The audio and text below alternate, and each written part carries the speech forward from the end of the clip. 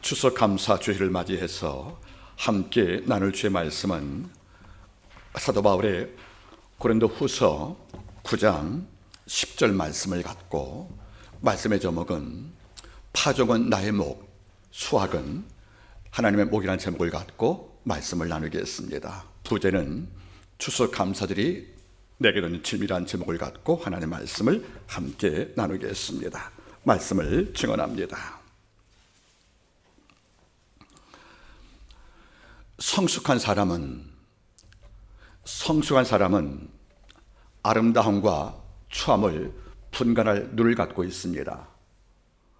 그냥 어른이 아니고 삶의 지성과 통찰과 성찰 통해서 내 인격을 만들어 이런 사람들은 이 땅을 살면서 눈앞에 많은 현실이 보이지 않겠습니까? 이럴 때 아름다움 그리고 추함을 분간할 눈을 갖고 삽니다. 그래서 추함을 멀리하고 아름다움을 가까이 하는 이런 아름다움이 성숙된 인격 안에는 존재합니다. 조금 더 확장을 시켜서 성숙된 인간이 아름다움과 추함을 분간할 눈을 갖고 있다고 생각한다면, 성숙된 신앙인들은 모두가 당연하다고 여기는 가운데서 그 안에서 감사 이유를 발견합니다. 바꿔 말하면, 많은 사람들이 내가 일한 다음에 보수를 받는 거, 그거 당연한 거 맞습니다. 내가 남에게 베푼 선 만큼 내가 존경을 받는 거 당연한 거 맞다는 거죠. 그런데 성숙된 영성을 갖춘 성도는 그 당연한 것이 당연한 게 아니에요. 그 속에서 감사를 발견합니다. 그 속에서 감사를 발굴하고 이것을 하나님께 감사할 이유로, 찬양할 이유로 만들고 산다는 것이에요. 이러니까 성 어거스틴 말대로 믿음과 소망과 사랑이 아무리 아름다워도 이것을 감사로 담지 않으면 깨진다는 것이 아니겠습니까? 이런 까닭에 일상 속에서, 평범한 일상 속에서 하나님의 특별함을 발견하고 감사할 수 있을 때 그 자의 마음속에 진실로 성숙이 왔다는 것이 바로 우리의 판단이 아니겠습니까? 여러분 어떻습니까? 살면서 아름다움과 추함을 분간할 눈을 갖고 삽니까? 그리고 마땅하다고 남들 다 말할 때 아니야, 이건 감사할 이유야. 나이 30살에 이 땅을 떠나면 요절이지, 여러분들. 억울한 죽음인 거예요. 슬픈 죽음이라는 거죠. 그런데 우리가 60을 넘었어요. 건강히 삽니다. 남들도 60을 건강하게 살아요. 아, 당연한 거야. 아니라는 겁니다. 그게 뭐죠, 여러분들? 하나님의 은총임을 알고 감사하는 성도가 있을 때 그 참으로 하나님을 본 적 아니겠습니까? 이런 까닭에 성숙된 성도는 일상의 평범 속에서 아버지의 신비를 발견하고, 일상의 촘촘히 박혀있는 아버지의 숨은 신비를 발견하고, 이걸 노래하고 감사할 때 그 성도의 영혼이 컸다고 하나님 말씀하는 겁니다. 여러분들, 시인 가운데서 일상의 평범 가운데 특별을 발견한 시인이 한 분이 계십니다. 제가 좋아하는 시인 이성복 시인입니다. 이 성복 시인의 시 가운데 특별히 제가 그날이라는 시를 참으로 좋아하는데, 한번 스크린 보시겠습니까? 시가 길지 산문시지만은 다 읽지 않겠습니다. 이성복 시인이 그날에서 말한 시를 잘 보시게 되어지면 마지막 끝들을 주목하시길 바랍니다. 시의 시작은 그날 아버지는 7시 기차를 타고 금토로 떠났고 여동생은 9시에 학교를 갔다. 그날 어머니의 낡은 다리는 퉁퉁 부었고, 이런 식으로 시작하지만 맨 끝을 바라보세요. 일상을 다 누리한 다음에 맨 끝에 이렇게 말합니다. 모두 병들었는데 아무도 아프지 않았다. 시인이 이 땅을 바라보니까 누구는 가난 때문에 병들었어요. 누구는 상처 때문에 병들었어요. 누구는 부모님의 사별 때문에 병들었어요. 그런데 모두가 병들었는데 아무도 아파하지 않는 거예요. 시인은 이걸 봤다는 거죠. 모두가 병들었는데 아무도 그날 아파한 자가 없다는 말은 무슨 말이겠습니까? 누구의 불행에 무감한, 어떤 축제에 감사하지 못한 둔감한 영을 말하는 것이 아니겠습니까? 시인의 마지막 언어가 저에게는 칼로 다가섭니다. 모두 병들었는데 아무도 아프지 않았다. 여러분들, 모두 병들면 우리가 아파하는 것이 맞잖아요. 환자만 아픈 것이 아니고 이걸 바라보는 가족도 아픈 것이고, 여러분 가족이 뭡니까? 자식이 아픈데 부모는 안 아파요. 그러니까 안 아픈 겁니까? 그거 아니거든요. 부모의 마음을 갖고 살면, 아버지의 마음을 갖고 살면 남들이 병들 때 내가 아픈 거란 말이에요. 우리가 여러분들 롤랑바레트 글 가운데서 나는 그 사람이 아프다는 글이 있어요. 나는 그 사람이 아프다. 글을 볼 때마다 내가 아픈 것이고 내가 그 사람이 된 거란 말이에요. 여러분들 잊지 말기를 바랍니다. 시인은 말한 거예요. 모두가 병들었는데 아무도 아파하지 않았다. 그는 말하고 쓴 것이 뭔지 아십니까? 모두가 병들었으면 모두가 아파야 한다는 것이 맞다는 거예요. 우리는 이런 식으로 살고 있습니다. 감사가 없는 걸 보면서도 우리는 아파하지 않는 거예요. 누구는 하나님께 찬양을 드릴 이유를 발견하지 못하고 모든 것이 당연한 거야 이렇게 사는 적을 볼 때에도 우리는 이걸 보고 마음이 아프지 않는 거예요. 여러분들 모두가 병들었는데 생각이, 몸이, 정신이 다 병들었는데 왜 우리는 이걸 보고 아파하지 않는 것입니까? 특별히 교회 안에서 어느 순간 나도 모르게 잃어버린 분실물이 있지 않습니까? 감사합니다. 범사에 감사를 명령하지만 우리는 범사에 우울한 거예요. 우리는 범사에 원망을 합니다. 가끔 학교에서 강의할 때 학생들이 많이 지쳐 있으면 저는 유머가 없잖아요. 제가 유머하면 정말 미안해서 웃어주지 않습니까? 여러분들도 그렇죠? 너무 학생들이 우울해 있는 거예요. 그래서 어떻게 해야 내 강의할 때 좀 도움을 줄까 하다가 강의 전에 앞 사람 어깨를 한번 두드리라고 그래서 다 손 들게 해서 어깨를 두드리면서 이렇게 인사라고 시켰어요. 따라하세요. 너는 범사에 교만하구나. 그때 학생들이 막 웃은 거예요. 이걸로 또 기분을 얻고 강의를 한 적이 있었습니다. 여러분 잘 보세요. 우리의 범사에 어떻습니까? 감사는커녕 우리의 범사에 짜증을 내고 누군가를 원망을 하고 누구를 험담을 하고 더 나가서 우리는 범사에 기쁨이 없다는 것이에요. 그러면 모든 자가 이렇게 사는데 성령 충만한 우리가 이걸 보고 우리가 마음이 아프지 않는다? 이것도 문제가 아니겠냐는 거예요. 여러분 돌아가시면은 이 성복 시인의 그날 그 시를 다시 한번 읽기를 바라겠습니다. 오늘 이것을 말합니다. 모두가 감사하지 않고 사는데 이걸 보고 아파하지 않는 이 시대를 바라보면서 또는 성도를 바라보면서 오늘 추수감사절 날 단순히 땅에 토산을 얻고 기쁨만 하지 말고 이런 날에 하나님께서 내게 어떤 질문을 하실 것인가를 한번 돌아볼 필요가 있다고 생각합니다. 이제까지는 추수감사가 양식을 주신 여호와를 찬미하는 것이 끝났지만 이제는 추수감사 때 아버지께서 내게 묻는 질문 3가지가 있는데 이걸 통해서 오늘 말씀을 함께 나누기를 원합니다. 여러분 가끔 저 이걸 느낀답니다. 저도 큰 부자 아니거든요. 그런데 제가 저한테 하는 말이 있어요. 가난하게 살 수는 있어도 바보로 살 수는 없다는 겁니다. 내가 금수가 아닌데 남과 똑같은 노력으로 큰 복 쉽게 받지 못하잖아요. 그런데 남보다 우리가 가난할 수는 있어요. 그런데 가난하다고 바보로 살 수는 없잖아요. 다시 말하면 누가 바본지 아십니까 여러분들? 옳은 것을 옳다고 보지 못하고 은혜를 보지 못하고 감사할 내용을 감사하지 못하고 사는 것이 바보가 아니겠습니까? 한번 따라하겠습니다. 가난하게 살 수는 있어도 바보로 살 수는 없다. 근데 이런 바보가 우리 가운데 적지 않다는 거예요.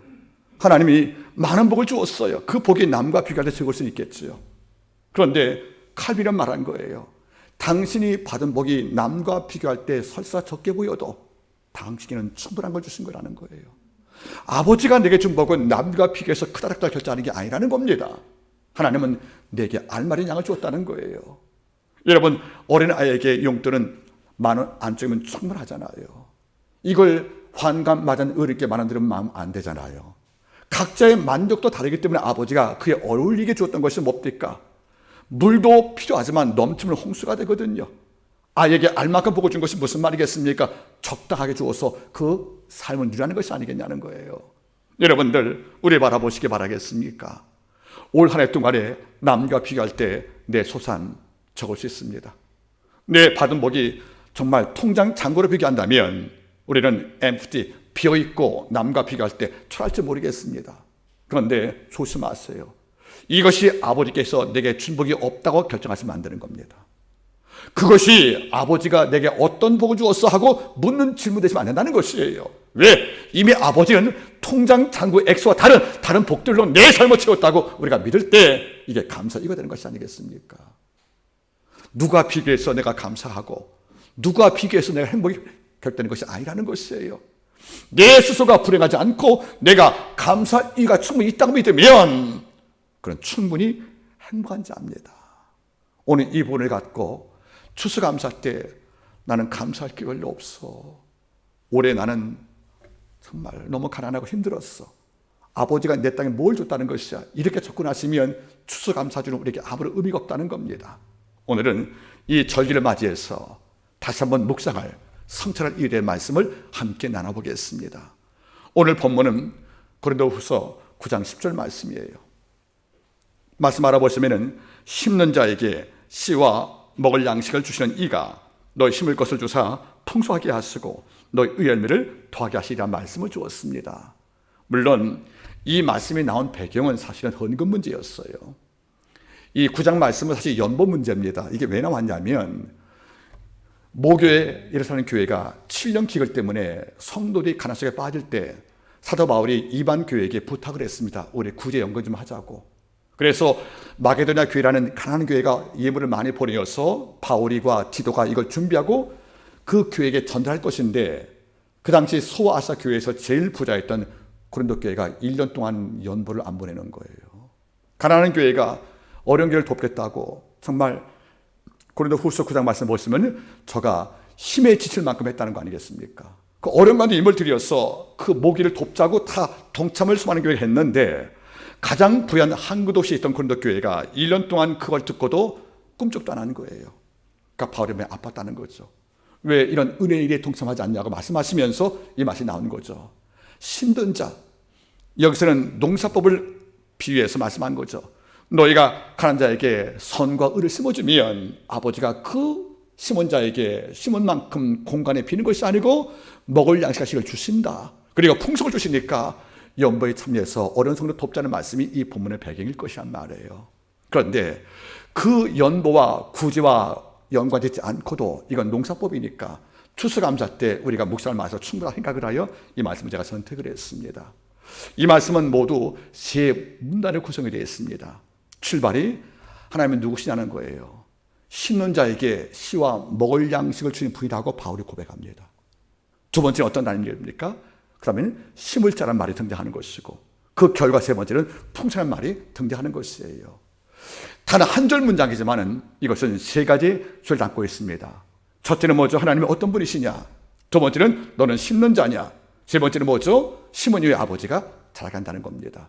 이런 관점에서 오늘 말씀을 추적을 하면 추수감사 때 놀라운 교훈을 받게 됩니다. 오늘 본문을 가지고 세 가지 말씀을 나누겠습니다. 순서를 바꾸어서 첫 번째 보겠습니다. 9장 10절 말씀.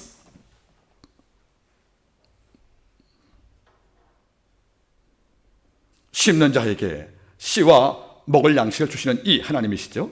너희 심을 것을 주사 풍성하게 하시고 너희 열매를 더하게 하신다. 여기서 먼저 우리 주목하는 것은 심는 자란 말이 나오는 거예요. 심는 자, 여러분 잘 보겠습니까? 심는 자란 말은 무슨 말입니까?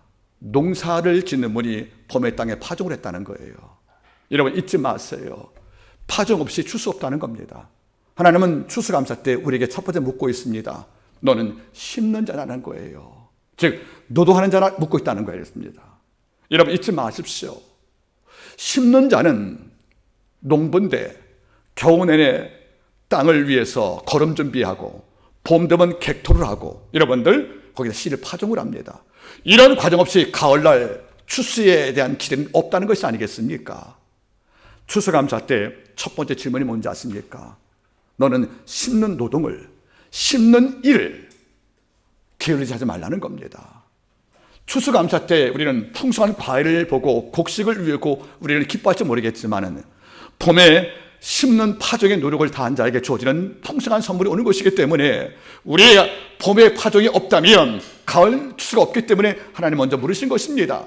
너희가 이 땅을 살 때 심는 노동, 현실의 노동을 열심히 정직히 그리고 뜨겁게 하고 있냐 이걸 묻고 있다는 것이 아니겠습니까? 우리는 도시인들이에요. 농사를 짓지 않습니다. 이런 까닭에 심다는 말이 낯설지 모르겠지만 그러면 밭이 아니고 직장으로 한번 바꿔보겠습니까? 직장 내에서 우리는 땀을 얼마나 심었습니까? 우리의 노력을 얼마나 심었습니까? 우리의 정성과 애사심들 그리고 내 재능을 얼마나 심었습니까? 여러분 잊지 마세요. 심는 자가 되어야 한다는 거예요. 심는 자에게 가을 결실이 약속되는 것하고 오늘 말씀하는 것이 아니겠습니까? 저는 안타까운 게 있어요.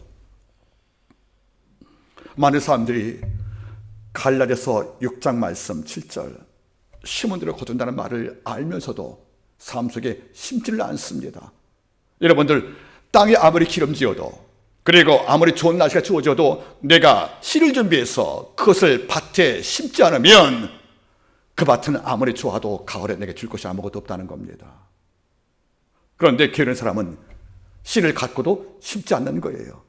게으른 사람은 직장을 가든 땅에 농경을 경작하든 간에 밭에 가서 여러분들 발목 걷어붙이고 손목 걷어붙이고 씨를 싣고 파종하는 이런 모내기 하는 이런 일을 싫어한다면 가을에 모든 결실을 갖겠다는 것은 여러분들 욕심 아니겠습니까?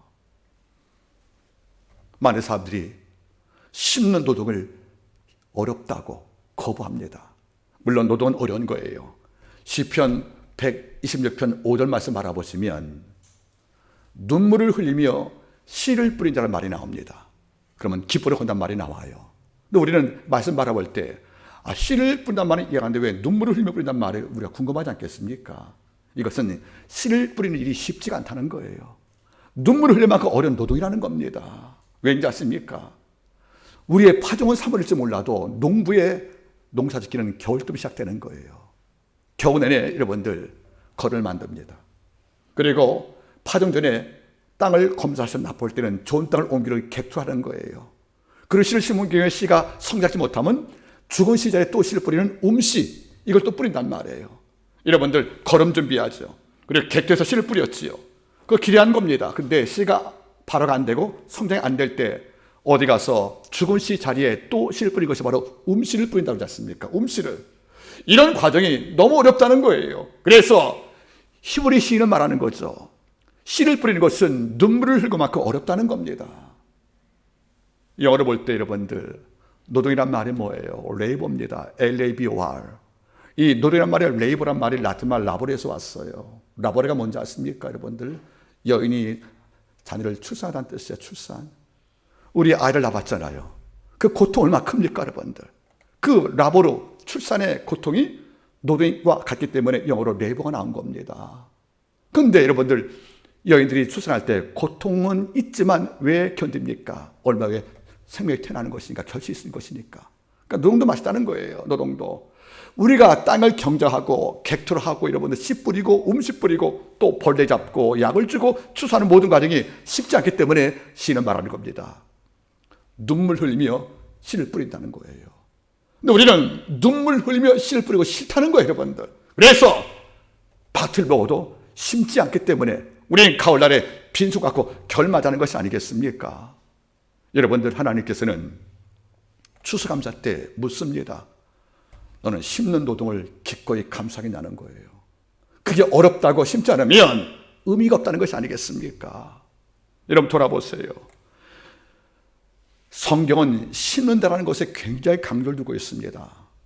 마태복음 13장에 천국비유가 나오죠, 여러분들. 결례시비유가 어떻게 나옵니까? 천국은 마치 자기 밭에 씨를 뿌린 자와 같으니, 뭐를? 작은 씨를. 천국도 여러분들 30배, 60배라는 성장을 말하기 위해 이 비유가 나왔지만 그 성장을 위해서 제일 먼저 뭐 한 것입니까? 씨를 뿌렸다는 겁니다. 그런데 이 시간 많은 사람들 바라보세요. 아버지 앞에 씨를 뿌리지 않는 노동을 거부하기 때문에 우리의 삶 속에서 늘 남과 비교할 때 내 가난을 탓하기도 하고 남의 불을 여러분들 시기하는 이런 어리석은 마음이 나올 수밖에 없다는 것이 아니겠습니까? 저는 추수감사 때 제게 물어본답니다. 내가 심는 자냐? 심어봤냐는 거예요. 내가 밭에 가서 뜨거운 날, 혹한의 겨울날, 이 모든 것을 감수하고 가을에 결실 맺기 위해서 뿌려봤냐는 거예요. 씨를 심었는가? 이걸 묻고 있을 경우에 하나님은 우리한테 그 답을 지금 요구하겠다는 것입니다. 영성도 마찬가지예요. 기도 심지 않으면 응답 없습니다. 우리 아버지 앞에 섬김 심지 않으면 하나님 나 세우지 않습니다. 우리 아버지 앞에 내가, 학생도 마찬가지인 거예요. 초등 6년, 중등 3년, 고등 3년 12년간 남과 똑같이 잠을 자고 남과 똑같이 놀고 다 놀고, 남과 똑같이 여러분들 게임 중독에 빠지고, 이런 상태에서 여러분들 심은 게 없는데, 내 머리에 학문과 지식과 공식을 심은 적이 없는데, 그리고 학문에 대한 열망을 심은 적이 없는데 우리가 가을에 걸을 수 있는 것이 있다고 생각하십니까? 저는 다시 언급하지만은 부모님들은 자녀의 게임 중독에 대해서 조금 관리할 필요가 있습니다.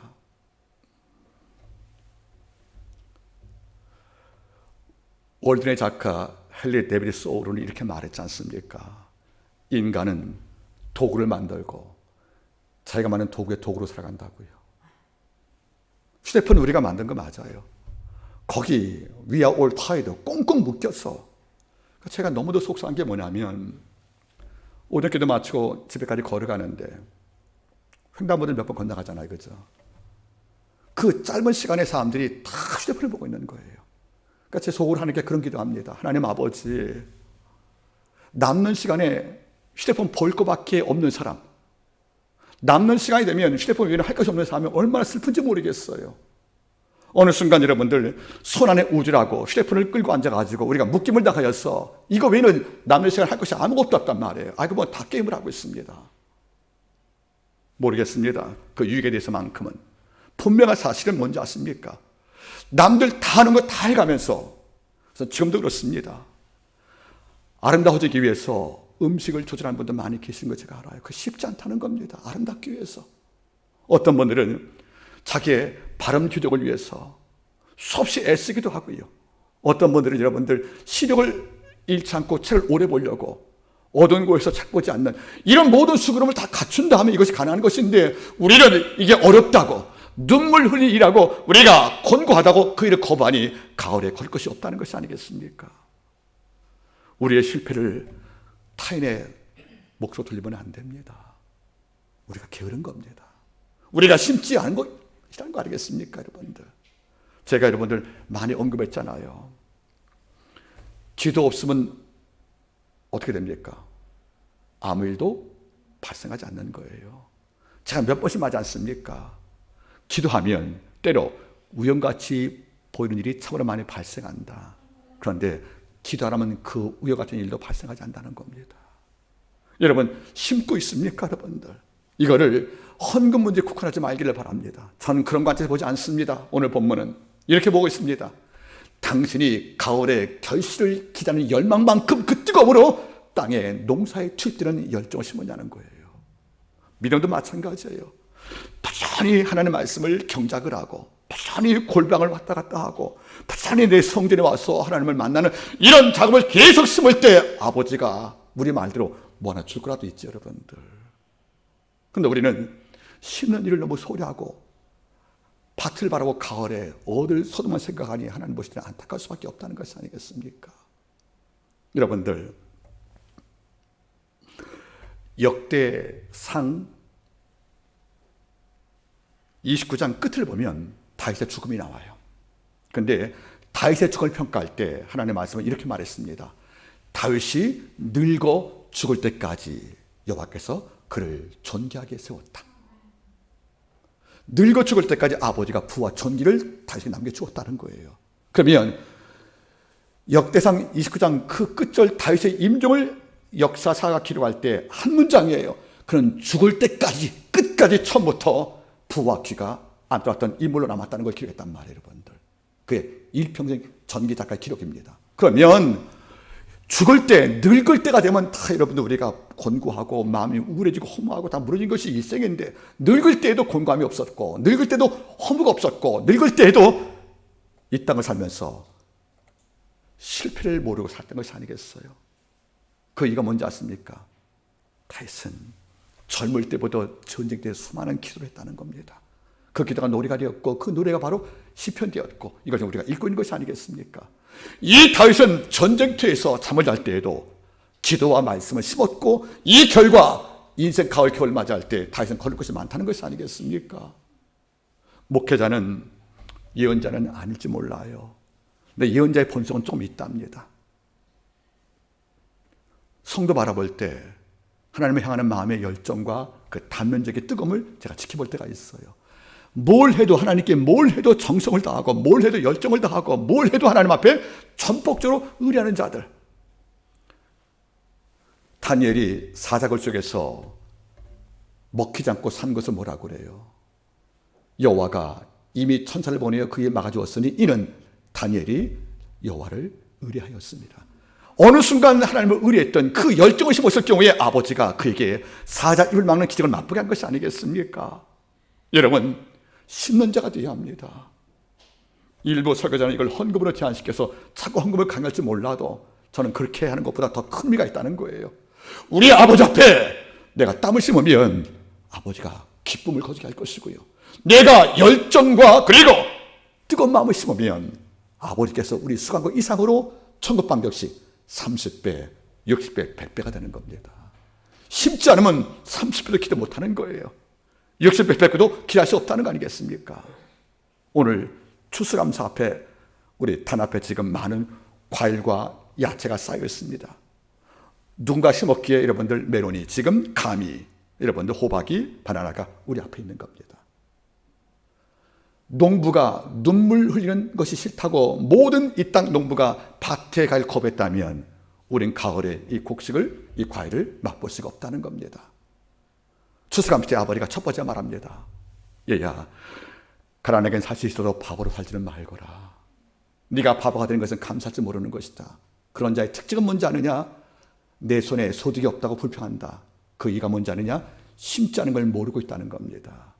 여러분들, 그리스도 앞에 여러분의 뜨거운 열정과 그리고 주가 허락하신 그 노동들 심기를 부탁을 드리겠습니다. 추수감사 때 얻는 두 번째 질문이 있습니다. 이게 어떤 것이냐면, 하나님을 그대는 어떤 분으로 알고 있냐는 거예요. 오늘 바울은 우리에게 많은 표현하지 않습니까? 창조주란 말도 나오기도 하고 구원자, 이 땅의 설계자, 주권자, 역사의 운행자 다 말하지만 오늘 바울은 농부에게 하던 말을 합니다. 그는 씨를 심을 자에게 씨와 양식을 주신 분이라고 묘사하고 있습니다. 전 이 본문이 너무 좋은 거예요. 내가 씨를 심을 때 가을 추수는 이제 9개월 남았다는 거죠. 우리 성도분들 보릿고개를 아시지요? 저도 조금은 압니다. 보릿고개를 압니까, 여러분들? 예, 알 겁니다. 추수한 이후에 파종 전에 올 때 먹을 게 없는 거예요. 그때는 여러분들 쌀이 어디 있어요, 여러분들? 이른바 보리조차 못 구해서 그냥 궁색해지고 어려울 당할 때 우리가 보릿고개 말하고 사는데 잘 보겠습니까, 여러분들? 봄에 파종 심었으면 그 다음날 거두는 게 아니지 않습니까? 이게 오이와 호박이 아니니까. 쌀은 여러분들 9개월 동안 그냥 남은 거예요, 여러분들. 그럼 우리는 말할 겁니다. 뭐 먹고 사느냐고. 맞습니다. 농사분들은 큰 부자가 아니고는 3, 4월 때 파종한 다음에 9월까지는 양식이 비어서 우리 작황 가운데 구근식물, 구황식물은 고구마, 감자를 먹었잖아요. 쌀이 없었어. 그 쌀이 없기 때문에 감자를 먹을 수밖에 없었고, 그래서 우리가 보통 구한다. 뭘? 황폐한 가난에서 구한다면서 구황작물 쓴 것이 아니겠어요. 그러니까 이런 구근식물들은 심을 때 땅 밑에서 과일이 많이 맺으니까, 결실 많이 맺으니까 감자, 고구마 캐면 우리가 오래 먹을 수 있다는 거예요. 그러니까 왜 그래요? 먹을 게 없으니까. 그런데 오늘 성경 말씀을 봅니까? 네가 믿음 안에서 주의 약속을 믿고 심으면 추수할 때까지 아버지가 씨와 먹을 양식을 계속 공급한 말이 오늘 말씀 약속해 줬다는 겁니다. 전 이 말씀이 감사가 돼요. 우리가 아버지 앞에 나 이제 기도할 거야. 열정을 심어볼 거야. 내가 하나님께 헌신할 거야 하고 우리의 영과 마음을 주께 심기로 마음을 결심을 하면, 그리고 거룩한 노동을 위해서 우리가 최선 다하면 결심 맺기 전까지 하나님이 광야 40년간 만나 주었듯이 하나님께서 씨와 먹을 양식을 공급하사 우리의 굶주림을 아버지의 제압하는 말씀을 남겨주었다는 것이 아니겠습니까? 여러분 어때요? 많은 사람들은 애굽을 나올 때 직경 거리 볼 때 약속의 땅은 일주일 거리밖에 안 되는 거예요. 근데 가데스 바네아에서 이스라엘 백성이 원망할 때 아버지께서 40일 탐장고만큼 계산해서 하루를 1년 삼아서 40년 동안에 그 땅을 돌게 안 했습니까? 그럼 모압 땅까지 와서 마지막에 땅을 분배하고 그 땅을 들어간단 말이에요. 그런데 신명기 8장 1 보시게 되어지면 광야 40년 동안 모든 기록 가운데 우리의 눈뜨게 만든 문장이 하나가 있습니다. 저가 광야 40년간 그 누구도 신발이 닳지 않았다. 옷이 닳지 않았다. 광야 40년간 농산적이 없다는 거예요. 그런데 놀란 것은 뭔지 아십니까? 광야 40년간 광야에서 농산적이 없음에 불구하고도 못 먹어 죽은 자 아사자가 없다는 거예요. 불순종을 통해서 하나님께 징계받아 죽은 자는 많았어도 못 먹어 죽은 자 한 명도 없다는 말은 무슨 말이겠습니까? 하나님이 약속을 믿고 애굽 땅을 나와서 가나안 땅에 내 마음을 심어주면 이런 심었던 주의 백성한테 어떤 마음을 주었냐면 40년간 아버지가 농사꾼 되어서 양식을 주었다는 겁니다. 우리 아버지가 하늘 농사꾼 되어서 만날 부으시고 메추라기와 그 고기 부으심을 통해서 이스라엘 백성을 풍족을 주어서 하나님께서 우리를 40년간 굶지 않고 아사자 없이 살게 만든 것이 아버지의 복 아니겠습니까? 이걸 믿고 있다면 하나님께 마음을 심을 때, 주의 고라노력에 참여할 때 우리 주께서 내 삶 속에 씨와 먹을 양식을 채우시는 이런 기적을 몸소 체험하지 않겠습니까? 이런 부탁입니다. 아버지 앞에 위대한 결심을 한번 해보십시오. 주 기뻐하는 결심 한번 해보고 내 삶을 아버지 앞에 씌워보란 말입니다. 그러면 그분은 지켜보기로 하겠지만 어느 순간에 내가 정말 어려울 때 제가 좋아하는 신명기 1장의 신학, 여호와는 늘 네 앞서 행하신다. 그리고 너 약해 어려움 당할 때 적과 대신 싸워줄 것이다. 하나님은 영원한 용병이세요. 그리고 내가 지쳐 어려우면 나를 안아서 여기까지 인도했다고 성경 말씀하잖아요. 이런 분의 그 본성과 그 속성, 하나님의 그 거룩한 품성은 지금도 작동한다는 겁니다. 그래서 하는 말이 뭐죠? 네가 애굽을 나와서 내 땅에 가기로 마음을 심었느냐? 그러면 내가 40년간 내가 만날 주겠다. 이거 좀 씨와 양식을 계속 공급하는 은총이 많을 것인데 우리는 이런 일에 결심을 서지 않는 거란 말이에요. 여러분들, 시인은 우리한테 이런 말씀을 남겨주었답니다. 하나님은 나를 돕는 자 가운데 계시오니 아버지가 나를 도울 때 사람 붙여주시고요. 또 내가 지치면 기도할 자 붙이고 그를 돕는 자 가운데 오셔서 그를 통해 나를 돕는 일이 많기 때문에 여러분들 염려 대신 우리가 담대한 믿음을 가질 필요가 있는 것이 아니겠습니까? 여러분 다시 말하겠습니다. 따라하시겠습니까? 하나님 그분 안에 모든 것이 있고 하나님 그분 손에 전부가 들려있다. 우리 아버지는 그 손 안에 모든 것이 있어요. 그리고 그분의 손 안에 모든 것을 전부를 아버지가 갖고 있다는 겁니다. 그리고 이것은 뭡니까? 당신께 구하는 자에게 아버지가 주기 위해서 예비하고 있다는 겁니다. 여러분 잊지 마세요. 민수기 13장에서 그 땅을 탐지한 12 정탐꾼이 있고 40일 뒤에 돌아왔던 그들의 보고가 10대 2로 그 땅 진입 불가로 결정했습니다. 악한 땅과 우리를 삼킨 땅에서 못 간다고 말하는 거예요. 소수견 둘이 여호수아 갈렙인데 특히 갈렙이 거기서 활동을 합니다. 갈렙이 이렇게 말합니다. 그들을 두려워하지 말라. 우리 아버지가 기뻐하시면 그 땅을 우리에게 주실 것이요 고백한다는 거예요. 14장 8절 9절 말씀이에요. 그 땅을 우리에게 주실 것이요. 왜? 아버지 약속의 모든 것이 담겨 있으니까. 여러분 잊지 마십시오. 바울은 우리에게 알려줍니다. 농부는 봄에 파종할 때 가을에 얼마 거둘지 몰라요. 그러니까 파종할 때까지는 기대감이 있었지만 파종 이후에는 두려움이 있는 거예요. 얼마나 거둘까? 폭풍이 와서 내 심을 씨가 또는 곡식이 다 망가질까? 이런 염려로 여러분들 추수감살 때까지 수장될 때까지 마음이 졸이고 사는 것이 아니겠습니까? 그런데 주님 말씀하는 거지요. 네가 믿고 심었으면 내가 키워주마. 더 나가서 무슨 말인지 아십니까? 씨와 먹을 양식을 주어서 네 삶의 기근을 막아주겠다는 약속을 아버지가 9개월 동안 주신 다음에 가을에 걷게 하는 것이 바로 오늘 말씀이 아니겠냐는 거예요. 여러분 부탁입니다. 어려움 당할 때 이렇게 고백하세요. 하나님 제가 당신밖에 없습니다. 그러니 하나님 믿고 떠난 아브라함처럼 하나님 믿고 떠났던 출애굽 백성처럼 주를 믿고 떠나갔던 바울의 선교처럼 나 아무것도 없이 따라갔으니 씨와 먹을 양식을 계속 공급하사 제가 남에게 아쉬운 소리 없이 살게 도와주십시오. 실제 기도입니다. 여러분들 하나님이 이룰 겁니다. 세 번째는 바울 우리한테 이런 고백을 남겨줍니다. 심는 자에게 씨와 먹을 양식을 주시는 이가 너희 심을 것을 주사, 그란 말이 뭐죠? 풍성하게 하시고 너희 의의 열매를 더하게 하실 것이다. 아버지가 풍성하게 하신다는 말씀을 주었다는 거예요. 상상 이상을 아버지가 걷게 주었다는 겁니다. 여기에 풍성이란 말의 번역은 홍수 같다, 그런 말이에요. 너무 많다는 거예요, 여러분들.